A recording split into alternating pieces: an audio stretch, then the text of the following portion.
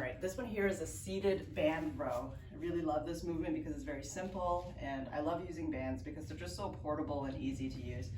So what we want to do is sit with your legs straight. If you have a hard time sitting like this, you can keep your knees slightly bent, but you will have to just be mindful of where the band is placed on your foot to make sure that it doesn't slip.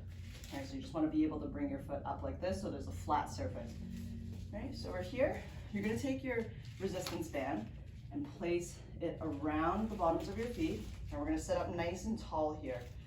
When we're setting up our torso, I like to start at the lower spine, the L spine, and I want to make sure that I'm not hyperextending or rounding too much. So I just want to find that nice neutral position, and I'm going to keep my abs locked in place. From here, I'm going to work on thoracic extension, so just proud chest. You want to keep the shoulders down, and I want to make sure I'm grabbing evenly on the bands.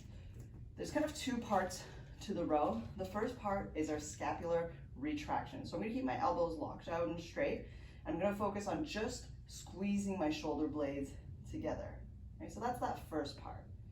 Once you can really comfortably squeeze those shoulder blades, you're going to drive the elbows back and open up the chest. Try not to change the position of your spine. Right? We want to make sure that we're not extending at the spine when we do this. So here, keep it everything neutral. We're going to retract and then drive the elbows back.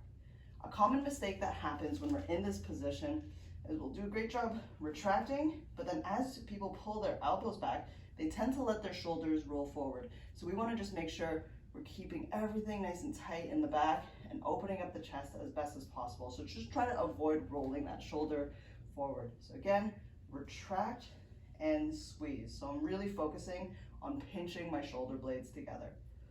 This is really more of a rhomboid focused row.